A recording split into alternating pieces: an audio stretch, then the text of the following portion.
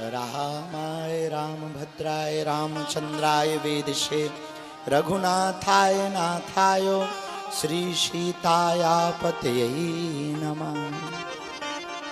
संत बड़े परमार्थी भेष धरे अवधूत, कृष्ण नाम को गोला फेंके भाग जाएं सब भूत। बोलो रामचंद्र भगवान की जय हो। परम पूज्य अनंत श्री विभूषित पूज्य श्री गीता मनीषी जी महाराज की जय हो। बागेश्वर धाम की जय हो। सन्यासी बाबा की जय हो। दादा गुरुजी महाराज की जय हो। संपूर्ण बागेश्वर धाम परिवार हम सब भाग्यशाली हैं।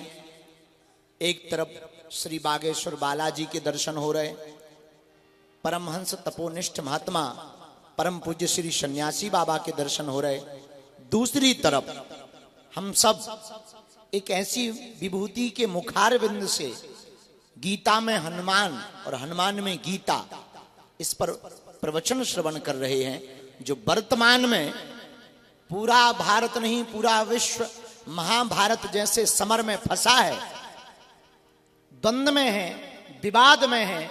इस विवाद से पूरी दुनिया को निकालने के लिए भगवान श्री कृष्ण के मुखारविंद से जो वचन निकले हैं गीता, वही एक ऐसा उपाय है जो महाभारत के इस द्वंद्व से हम सबको बाहर निकाल सकता है। ऐसे परम पूज्य श्री गीता मनीषी जी महाराज जी, जिन्होंने अपने संकल्पों में कहा, जियो गीता, पढ़ो गीता, बढ़ो भारत। गीता में जियो, गीता में जीने का मतलब महाराज जी की जो वाणी है उसका सीधा सा सिद्धांत है, प्रैक्टिकल लाइफ जियो। दूसरी बात, अभी आने वाले समय में दिसंबर के महीने में एक तारीख है 11, कौन सी? अरे जोर से तो बोलो। आपको पता है महाराज जी 11 तारीख को क्या करने वाले हैं? 11 तारीख को 11 बजे एक साथ गीता पाठ 1 मिनट। 11 तारीख को 11 बजे एक साथ गीता पाठ 1 मिनट। पूज्य महाराज जी के द्वारा श्री गीता जी का लगातार अनवरत प्रचार प्रसार किया जा रहा, गीता जी की वाणी को जन जन तक पहुंचाया जा रहा। हम भारतीय सनातनी हिंदुओं से प्रार्थना करेंगे, अपने बच्चों को विधर्मियों के तर्क और कुतर्क से बचाना है। बेटा और बेटी का ब्रेन वॉश ना हो जाए, कन्वर्जन ना कर ले, कन्वर्टेड ना हो जाए, धर्मांतरण ना कर ले। उसके लिए एक ही सर्वोत्तम उपाय है, बेटा और बेटी की स्कूली बैग में गीता पाठ को डालो। तुम्हारा बच्चा कभी भी धर्मांतरण नहीं कर सकता। बेटियों को लव जिहाद के चक्कर से बचाने के लिए मात्र एक ग्रंथ है जिसका नाम गीता है, क्योंकि केवल गीता में भगवान कृष्ण ने कहा, स्वधर्मे निधनम श्रेयः परधर्मो भयावह। अपने धर्म में मरना ठीक है, दूसरे मजहब के बारे में विचार करने से। बुरा ना माने तो एक बात बोले, कल महाराज जी ने बोली थी, हम फिर से बोल देते हैं, तुम्हें समझ में आए। और जितने भी है ना हलीउल्लाह वाले, एक जने कहते हैं मैसेंजर ऑफ गॉड। एक मजहब के लोग कहते हैं कि हमारा जो भगवान है वो कहता है कि हम परमात्मा के संदेश वाहक हैं। एक दूसरा मजहब है वो कहता है सन ऑफ गॉड। मतलब एक दूसरा मजहब ये कह रहा है कि हमारे जो भगवान हैं वो भगवान के बेटा हैं। सनातन महान क्यों है? सनातन महान इसलिए है, केवल एक हमारे भगवान कृष्ण महाभारत के युद्ध में खड़े होकर कहते, मैं ही भगवान हूं।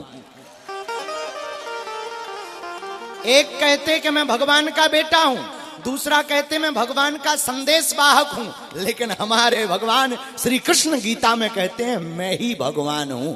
मतलब कोई अपना बेटा है, कोई अपना जो है डाकिया है, अपने वाले ठाकुर जी ही बाप हैं। इसलिए लव जिहाद से बच्चों को, बेटियों को बचाने के लिए 11 दिसंबर 11 बजे एक साथ गीता पाठ 1 मिनट। पूज्य महाराज जी का ऐसा आदेश है। हम सब इस सबको, इस संक्रांति को आगे बढ़ाएंगे। कल भी हम सब ने गीता में हनुमान, हनुमान में गीता महाराज जी के वचनों को सुना। अद्भुत कमाल की चर्चा कल आई, और कमाल मतलब कबीर के कमाल की, और कथा भी कमाल की थी। और कल हमने आप लोगों को उल्लू बना दिया था कि हम आपको दरबार लगाएंगे, लेकिन रात को लगाया था। वचन के बहुत पक्के हैं। ये नहीं कहा था कितने बजे लगाएंगे। आज उल्लू नहीं बनाएंगे, कथा होने के ठीक बाद यहीं दरबार लगाएंगे। और क्योंकि कल हम फिर पत्रकार वार्ता, मंडलों की बैठक, प्रशासन की बैठक, सुबह तक जगते रहे उल्लुओं जैसे। 2 दिन मात्र बचे हैं। क्रांति बड़ी है, संकल्प बड़ा है। 21 तारीख से 29 तारीख तक इस देश में सबसे बड़ा जहर है जात पात। और 14वीं शताब्दी में परम पूज्य श्री रामानंदाचार्य भगवान ने इसी क्रांति को उठाया था। जिस समय कबीर दास जी थे, संत रैदास जी थे, संत सेन महाराज जी थे, तब परम पूज्य श्री रामानंदाचार्य भगवान ने कबीर दास जी को, रैदास जी को वैष्णव दीक्षा दे करके जात पात के जहर को मिटा करके हम सब हिंदू एक हैं, ये नारा दिया था। उस वक्त भी लोग बट रहे थे। रैदास परंपरा को मानने वाले कह रहे थे हमारे तो सिर्फ यही है, और बाकी को मानते ही नहीं। कबीर परंपरा को मानने वाले अपनी जिंदगी जी रहे थे। परंतु उस वक्त परम पूज्य श्री रामानंदाचार्य भगवान ने कबीरदास जी और रैदास जी को दीक्षा देकर के ये कहा, नहीं, हम सब हिंदू एक हैं। कल हमसे एक पत्रकार ने पूछा, बाबा जी आप कहते हो हम सब हिंदू एक हैं, तो क्या मंदिरों में आप दलितों को भी पूजा करने दोगे? पर हमने जवाब बहुत उल्टा दिया। हमने कहा हम तैयार हैं, हमारी नजर में सब हिंदू हैं। कोई भी बिरादरी का व्यक्ति, जात का व्यक्ति वैष्णव परंपरा का पालन कर देना शुरू कर दे, मांस मदिरा का परित्याग कर दे और रामायण और गीता के खिलाफ बोलने वालों की ठटरी बारना प्रारंभ कर दे, वो हमें बागेश्वर धाम पर स्वीकार है, चाहे वो कोई भी हो। क्योंकि हमारी नजर में तो हम सब हिंदू, इसलिए जात पात की करो विदाई, हम सब हिंदू। जात पात की करो विदाई, हम सब हिंदू। जात पात की करो विदाई, हम सब हिंदू। तो अब हम सबको, अच्छा पहले कहते थे कि हम और वो भाई भाई, हमने बोला नहीं है, महाराज जी बैठे, नहीं तो अभी आफत हो जाएगी। तो वो कहते थे हम सब भाई भाई। अच्छा वो भी इतने खतरनाक महाराज जी, गरबा में वो लोग आते थे नाम बदल कर, सोहेल का राहुल कर लेते थे और प्रवेश करते थे और बेटियों को शिकार बनाते थे। हमने एक दिन कह दिया, हमने कहा इधर आओ मियाँ। बोले जी, हमने कहा भाईचारा भर क्यों चला रहा है, बहन चारा भी तो चलाओ। वो नाराज हो गए, लौट के नहीं आए हमारे पास। वही हम तुमसे कहना चाहते कि अब हम सब हिंदू, हम सब हिंदू। अब हम लोगों को जातियों में नहीं बंटना है, हिंदू एकता करनी है। यही महाराज जी के गीता का भी उपदेश हो। गीता साधारण ग्रंथ थोड़ी है। गीता सुगीता कर्तव्या किमन्य ही शास्त्र विस्तरे या स्वयं पद विनावश्य।